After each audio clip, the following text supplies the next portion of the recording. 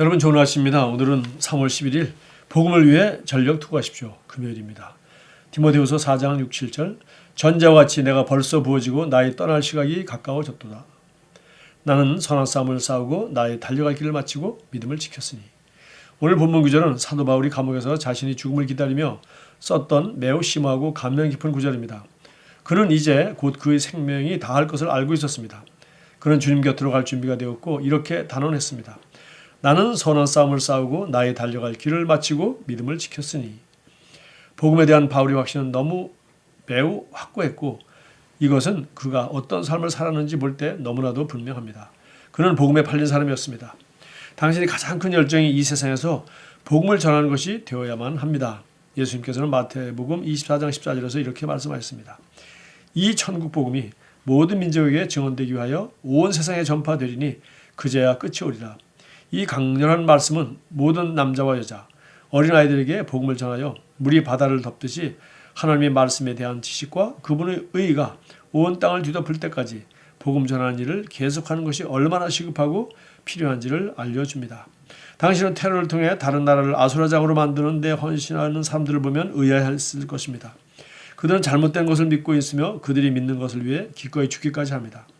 만일 그런 사람들이 사회에 해를 끼치는 잘못된 것을 믿고 그렇게 죽고자 한다면 당신은 인간을 구원하는 유일한 희망이자 능력인 이 참된 복음의 메시지를 전하는데 얼마나 준비되어 있습니까?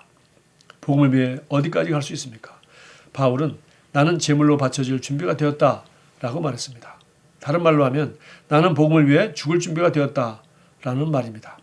이것이 바울의 마음가짐이었습니다. 로마서 1장 16절에서 그는 이렇게 말했습니다. 내가 복음을 부끄러워하지 아니하노니 이 복음은 모든 믿는 자에게 구원을 주시는 하나님의 능력이 됩니다. 먼저는 유대인에게요 그리고 헬라인에게로다. 당신은 얼마나 자주 잃어버린 영혼들을 위해 눈물과 강렬한 열정으로 중보하며 애통해야 합니까? 당신이 말할 때 다른 사람들이 잃어버린 영혼들의 구원을 향한 당신의 강한 열정과 긍휼함을 느낄 수 있습니까? 얼마나 많은 시간과 노력과 힘과 자원들을 복음을 위해 헌신하고 있습니까? 항상 영혼 구원에 감동되어 잃어버린 영혼들을 위해 열정적으로 기도하십시오. 당신에게 있어 예수님이 죽음으로 값을 치르신 그 영혼들을 바라보며 그분을 위해 사는 것보다 더 중요한 것은 없습니다. 자, 복음을 위해 전력 투구하십시오. 바울이 어떤 삶을 살았는지 우리는 알고 있습니다. 그는 믿음의 선한 싸움을 다 싸우고 자기가 떠날 시각이 가까웠다라고 말하면서 믿음을 지켰다고 말했습니다. 정말 우리 신약성경 반을 기록한 사도 바울이 정말 사도행전에 나와 있는 것처럼 온 아시아에 그리고 마침내 로마에까지 순교자로 잡혀가는 장면을 우리가 사도행전 마지막에 볼 수 있습니다. 그는 이 복음을 위해서 살았습니다.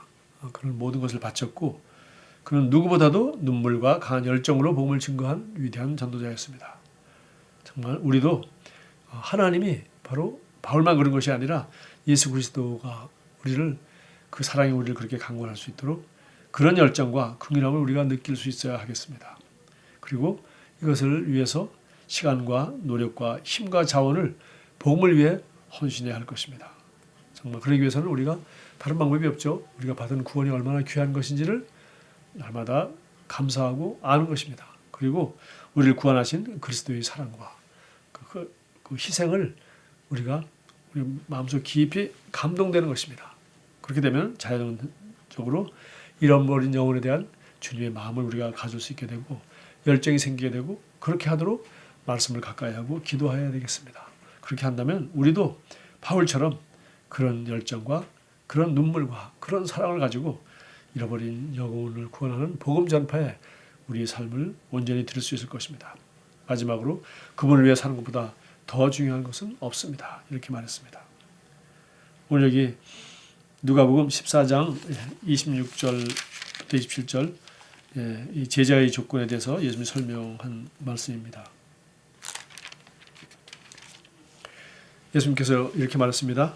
무릇 내게 오는 자가 자기 부모와 처자와 형제와 자매와 더욱이 자기 목숨까지 미워하지 아니하면 능히 내 제자가 되지 못하고 예수님이 제자가 되면 또 예수님께 나아가는 사람은 예수님을 따르기로 한 사람은 자기 목숨까지 미워하지 아니하면 능히 제자가 되지 못한다. 예, 자기 목숨까지. 그러니까 예수님을 따르는 데 있어서 복음을 전하는 데 있어서는 바울처럼 목숨을 아깝게 생각하지 말아야 된다. 말씀하셨습니다.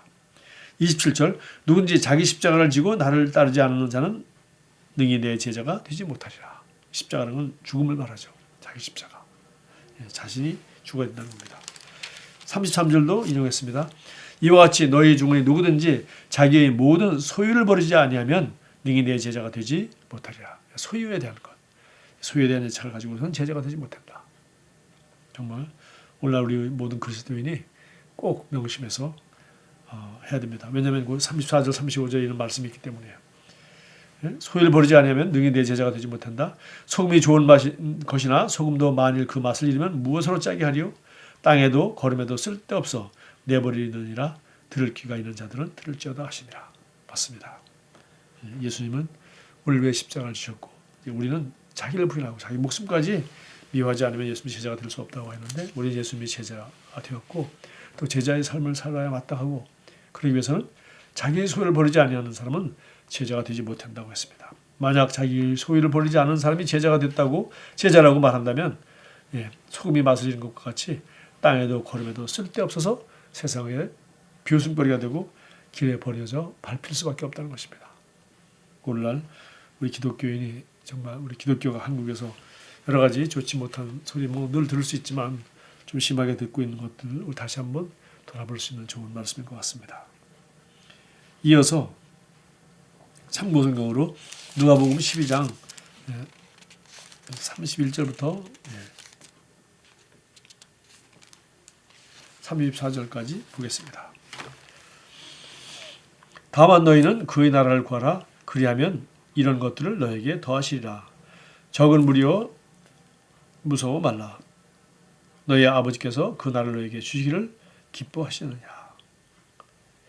너희 소유를 팔아 구제하여 낡아지지 아니하는 배낭을 만들라. 곧 하늘에 둔 바 다함이 없는 보물이니 거기는 좀 도둑이 또 가까이 하는 일이 없고 좀도 먹는 일이 없느니라. 너희 보물이 있는 곳에는 너희 마음도 있으리라. 그래서 우리가 이 복음을 위해서 그분을 위해 사는데 우리 시간이나 우리의 노력과 열정과 재물과 모든 것을 벌처럼 목숨까지 아까우지 않고 버릴 준비가 되어 있어야 마땅하다. 그것이 제자의 삶이라고 말했습니다. 정말 우리가 복음을 위해 전력 투구하는 것이 주님의 명령이고 또 우리가 그런 사랑을 입었고 복음을 듣지 못하는 사람들이 얼마나 많이 있는지 우리 너무나 잘 알고 있습니다.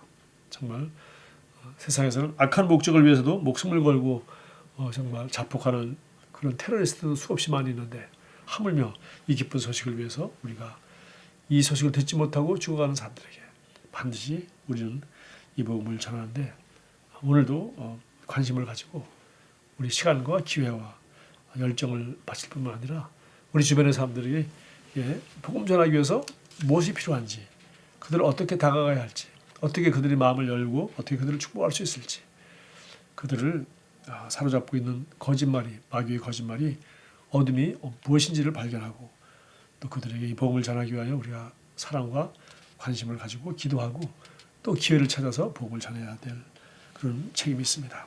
기도하겠습니다. 사랑하는 아버지, 제 안에 잃어버린 자들을 구원하는 유일한 능력인 복음에 대한 열정과 온전한 충성과 흔들지 않는 헌신을 불러일으켜 주시니 감사드립니다. 저는 다른 것에 방해받지 않고 제 삶을 향한 당신의 꿈과 계획과 목적을 추구합니다. 예수 이름으로 기도합니다. 아멘. 좋은 하루 보내십시오.